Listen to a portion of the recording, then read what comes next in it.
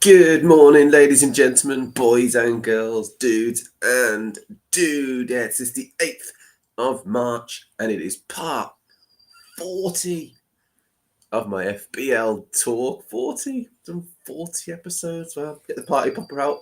There you go. As always, guys, we're doing all things FPL, all things fantasy and football style talk this morning. It's wonderful 8:45 on Saturday morning. Let's make this happen, people. I will show you what I see right this second, and we'll go straight in. As always, I'm on all the wonderful socials. I'm on Facebook, AJP85-channel. I'm on X, AJ1985P. Don't forget that one. I'm on YouTube, AJ Hardy85, all day long, people. And I'm on Twitch, A_J_P_8_8_5.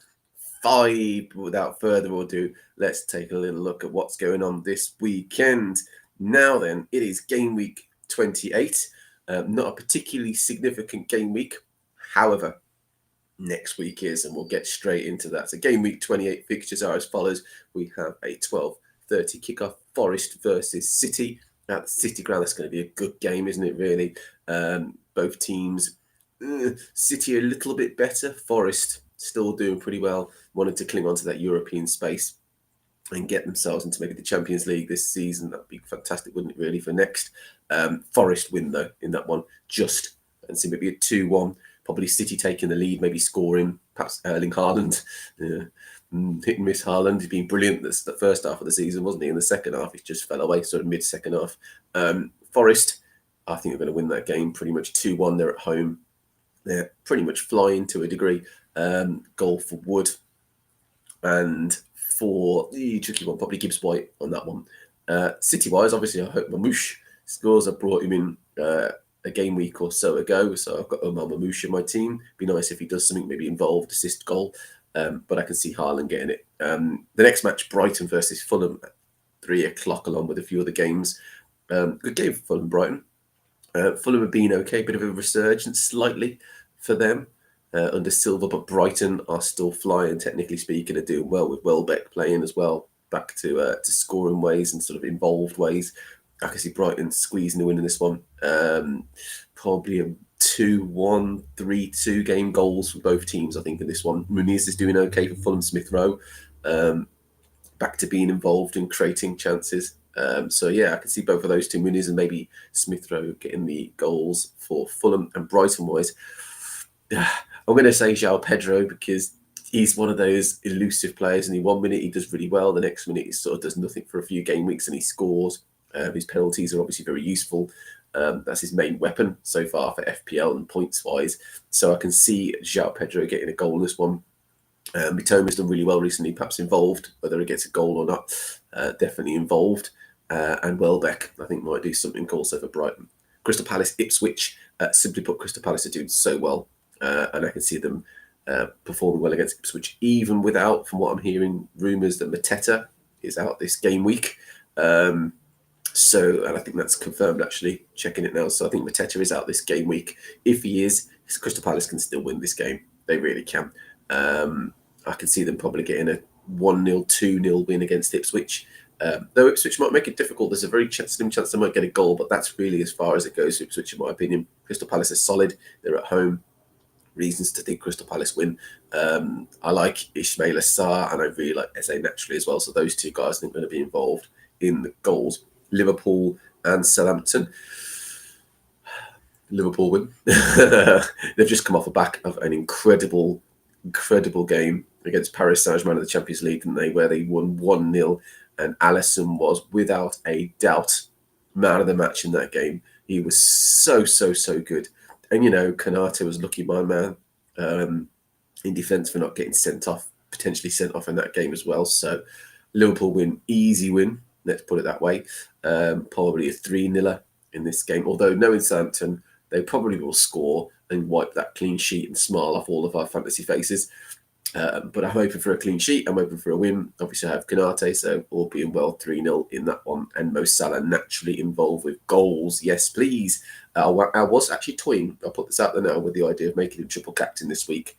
Even though he's not flying, He's still going under the radar and getting points, and that's all that matters really with Mo Salah. You get points. Is it the best week to get maximum points? Not sure. Usually people wait for the double game weeks for triple captaincy, so I'll discuss that more in a moment. So 3-0 Liverpool versus Southampton, Brentford versus Villa. Going to be a good game. It's not going to be an easy one for Villa. Obviously, they're vying for European spots as well. They're doing really well in the top half of the league. It's a tricky one to call, this one. I think I'm going to go with a draw, even though Brentford are at home and are quite good at home fixtures. Obviously, Visa and Buemo are two guys to look out for Brentford. If they're going to score, I think it could end up being like a 1-1 in this one. And Buemo and Visa involved. Though Sade, he's a pain, isn't he, really? He seems to get the goal out of nowhere, and you think, why isn't that Visa's or Buemo? One of those two guys, and they're going to be involved in the goals, though. And as for Aston Villa, there's only one man you look at, really, and that's Ollie Watkins.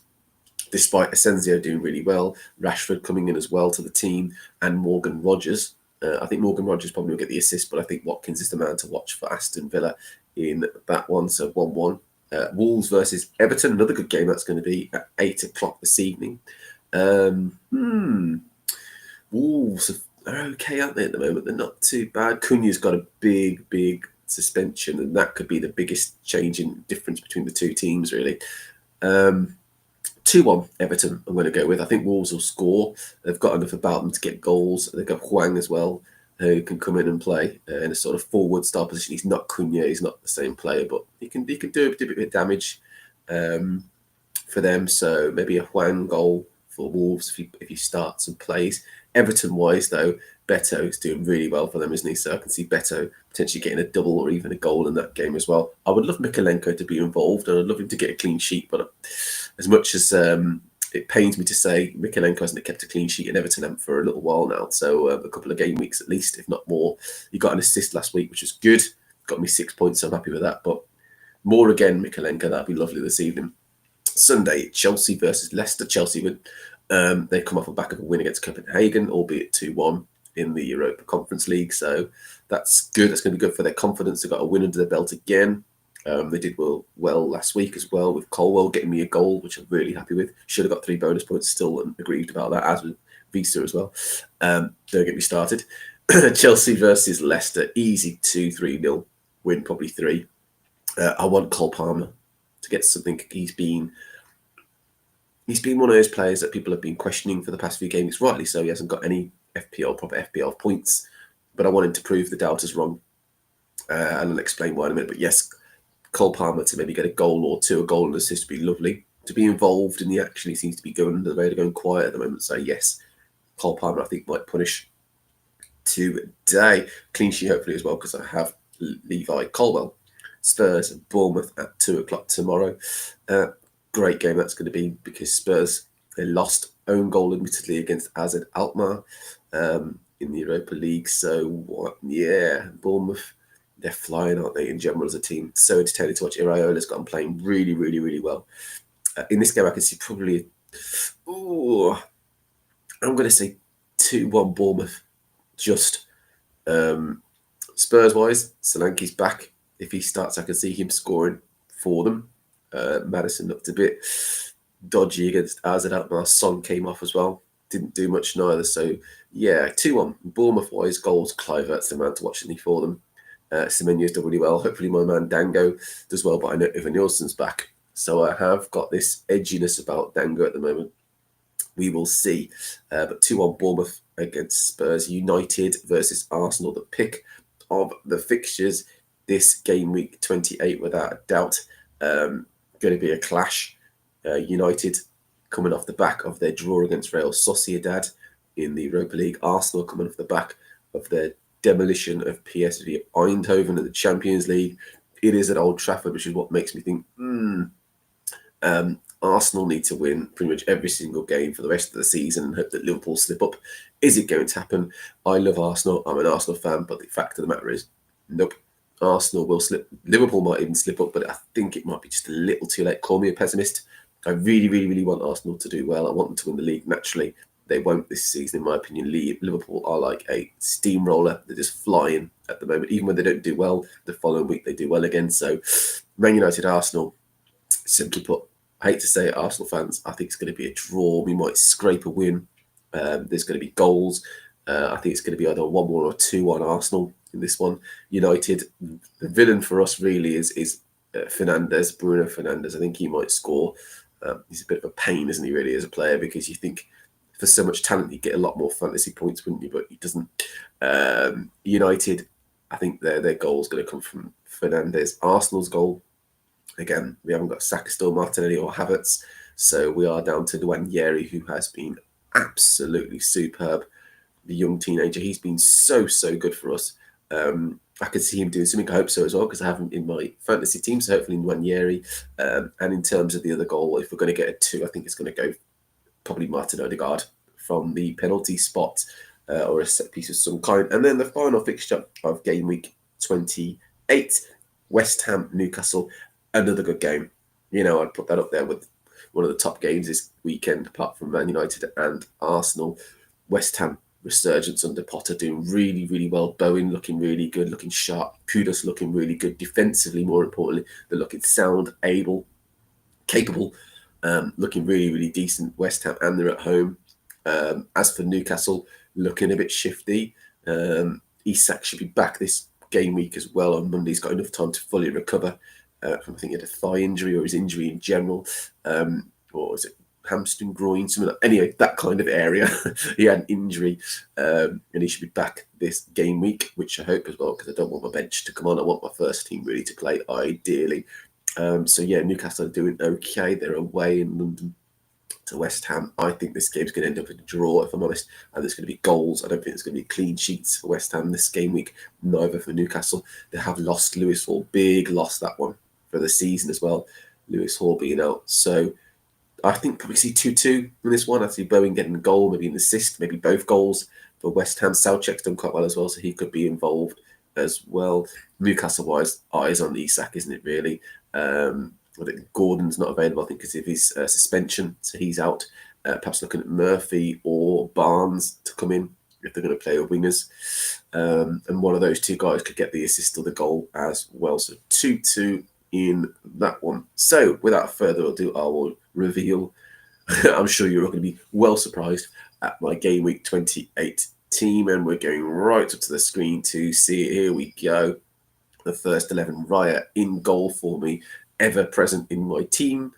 He is in goal away to Manchester United. Fingers crossed for the save points rather than the clean sheet. I don't think Arsenal will keep a clean sheet against United, so I'm looking for save points from Raya. Kanate against Southampton, I'm expecting a clean sheet. I'm not going to mince my words. Clean sheet, Kanate, if he plays, 100%. Colwell, clean sheet as well.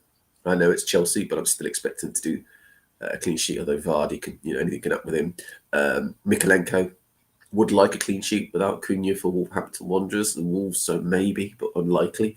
Palmer, expecting keeping him in for now, so let's see how he does. With a blank game week coming up, need as many players to play as possible. So Palmer, yes, will stay in the team. Salah, captain, ever captain. Haven't triple captained him yet. Probably won't this game week, although Southampton looks like a juicy fixture for him to go mad and get lots of points.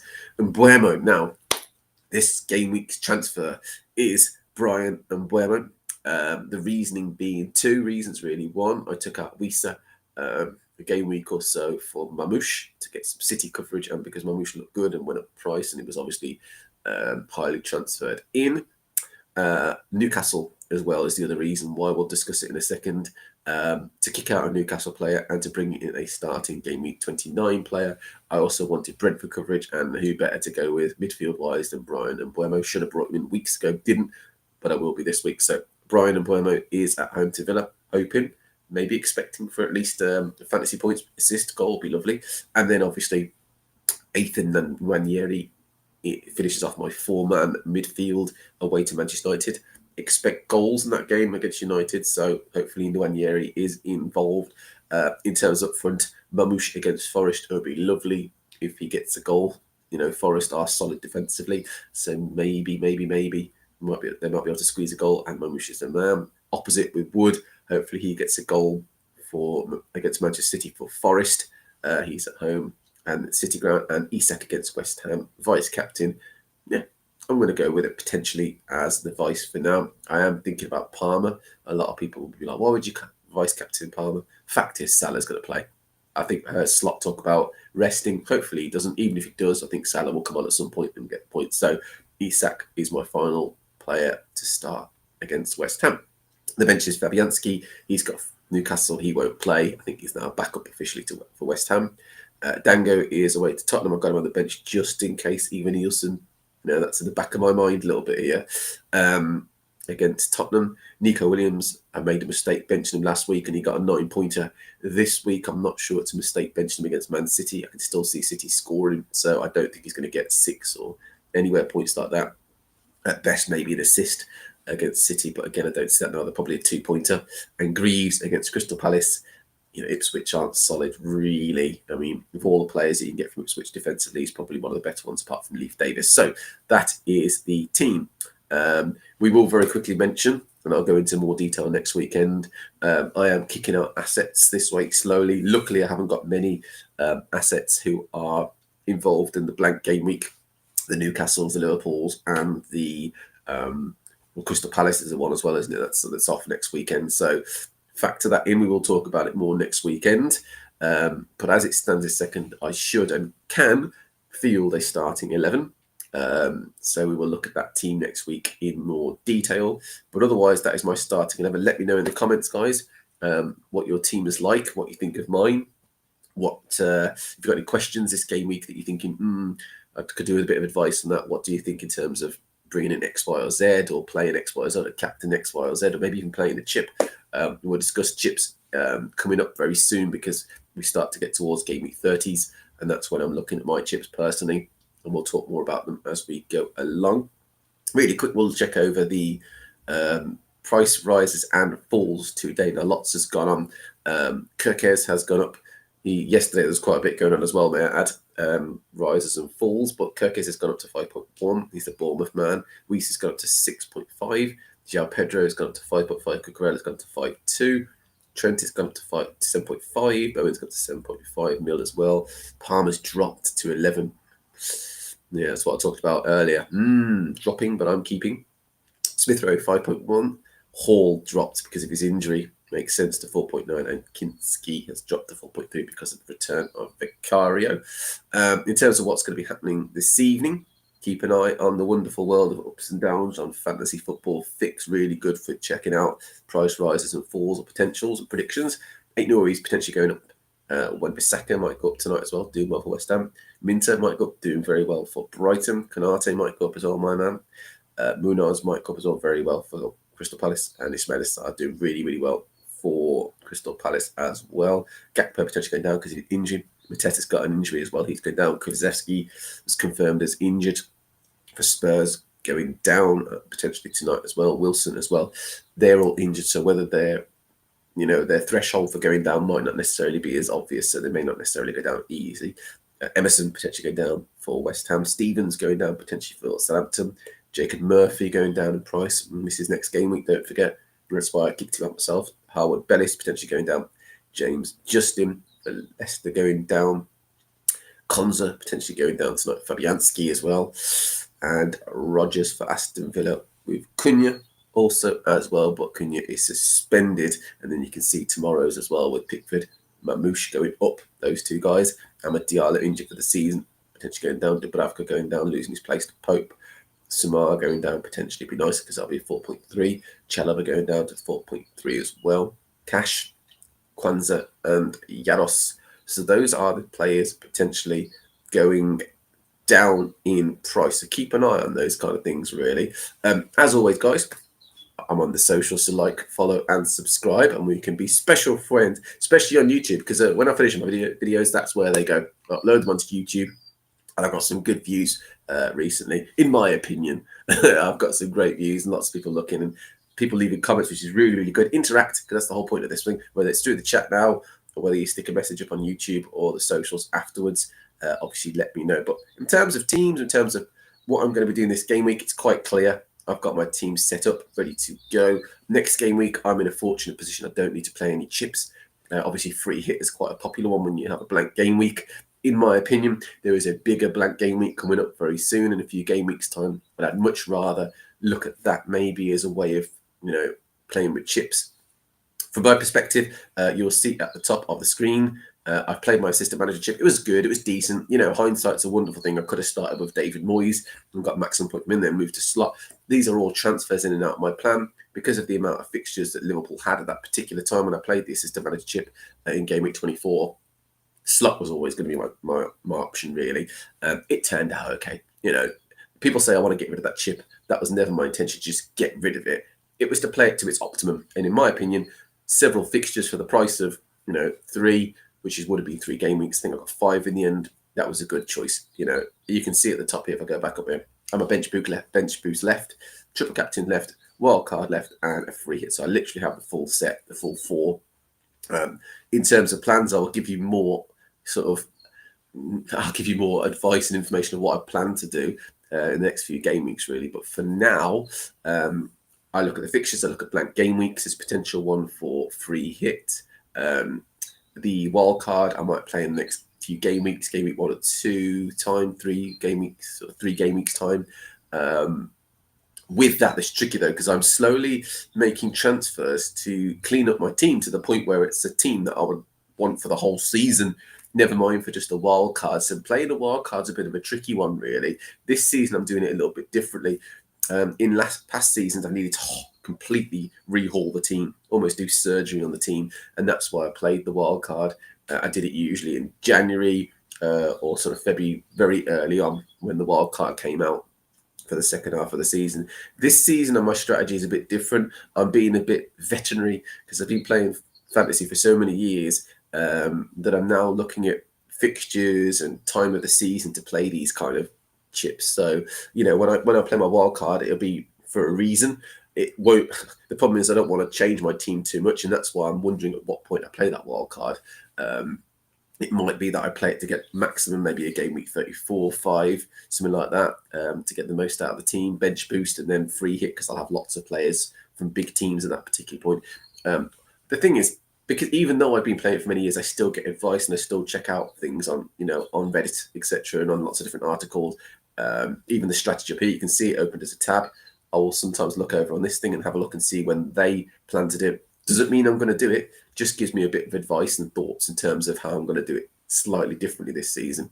As for bench boost is a tricky one, really, because this second I'm quite fortunate in that I have Bar Fabianski, 3 players who'll play. In past seasons, I've ploughed so much money into the first 11 that my bench has basically been a load of 4.5 million players, which, they never played. They are quite literally just there to warm the bench and will never come on. Maybe for 2 points if I have a Harry Winks equivalent, or maybe even a Greaves equivalent. I wouldn't be expecting much points from them that's in past seasons, should we say. This season, you could argue Greaves is not going to get me much, but maybe Nico Williams might get me a good amount. Dango might, if he's still playing for Bournemouth and firing, and the goalkeeper I'll probably change. So, if I did a bench boost this very second, I'd get something bar Fabianski, a few points, So I'm not too concerned about a bench boost, but my strategy and my tactics, and I don't know how you guys are thinking as well, whether you're on the same lines, is to get a good set of players. Maybe the wild card can change that round a little bit and get a good set of players, really, so that if I do bench boost, I get the maximum, the optimum from those players as well. So that's where I'm at, really. I'll also be honest with you guys as well. I am slowly, as I say, every single transfer is there with a purpose, and Buemo coming in is there with a purpose. My next transfer is to create a few more pennies in the bank to bring in Bukayo Saka. Bukayo Saka will be back from injury in the next few game weeks. I do not want to miss the train. I do not want him going up in price.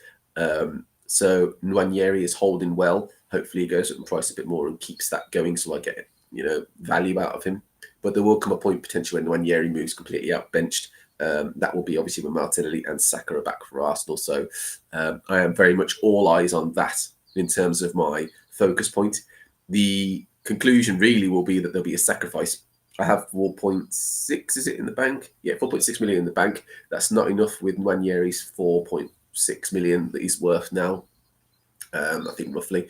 So, I'm nowhere near 10 mil, which is what basically Bukayo Saka's worth. I think I'm on about 9.78, something like that. So the conclusion to that is sacrifice. Colwell, Mikalenko, one of those two will go out for a cheaper defender.